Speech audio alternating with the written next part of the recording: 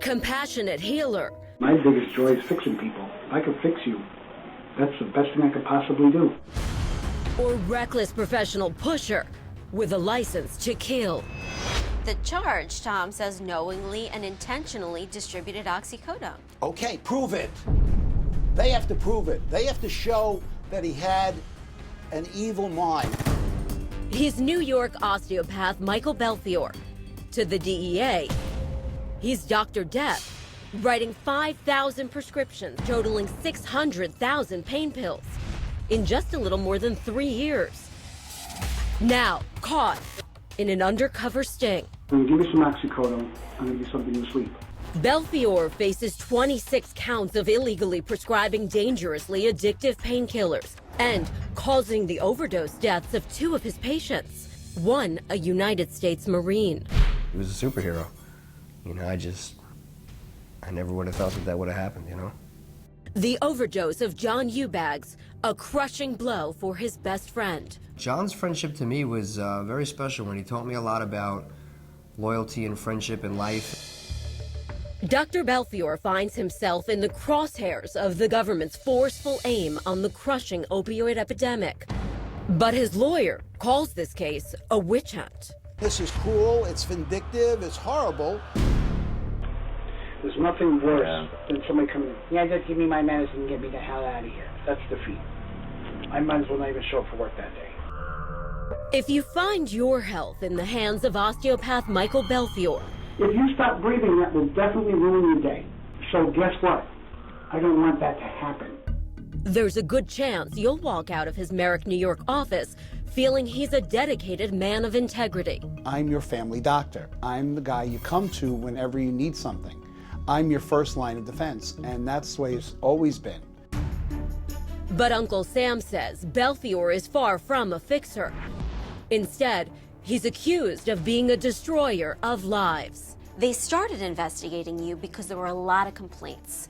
There were complaints from pharmacists, they said, from several law enforcement officers, and from confidential informants. Complaints that you were illegally prescribing drugs to people who had addiction problems or were selling the drugs. First off, every prescription that I wrote was for a legitimate medical purpose. But when you see 600,000 oxycodone over the course of 3.5 years, 5,000 scripts, it sounds like a lot of drugs. At the time, I was seeing 30 to 50 patients a day, somewhere in the neighborhood of 250 some odd days out of the year. I see a lot of patients. I can't believe how busy you are today. 2 hours. And I'm moving. It's not like I'm just sitting here. Belfiore wound up on the government's radar in the midst of a crippling opioid crisis. New York, a growing burial ground for addicts. We have more overdose deaths than not only homicides, but homicides and traffic accidents combined. The government began cracking down on doctors not just in New York, but across the country. She shoved them over the cliff. In Los Angeles, a stunning conviction for Lisa Sang, the first doctor in the nation to be convicted of murder in connection with the overdose deaths of 3 of her patients. In New York, a community was shattered by the case of David Laffer, an addict so desperate for his fix. David, why did you decide to shoot? He shot up this Medford pharmacy, executing 4 people. It so happens Laffer was being treated by this man, Dr. Stan Lee. He was sent to prison for up to 20 years in connection with the death of 2 other patients.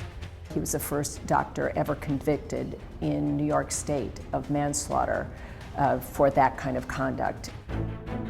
Now, Michael Belfiore is the next to try and make a convincing case before a New York jury. He's desperate to avoid a potential life behind bars for allegedly illegally prescribing and causing the death of electrician Edward Martin and former Marine John Eubanks. Why did they die from the medication? They died from the medication because, number one, they didn't take the medication as directed. Belfiore insists he's not to blame. I'm just as guilty then of the liquor store selling that person that bottle of alcohol that got him into a DWI. I'm the gun dealer who handed over the gun to somebody who shot up a bank.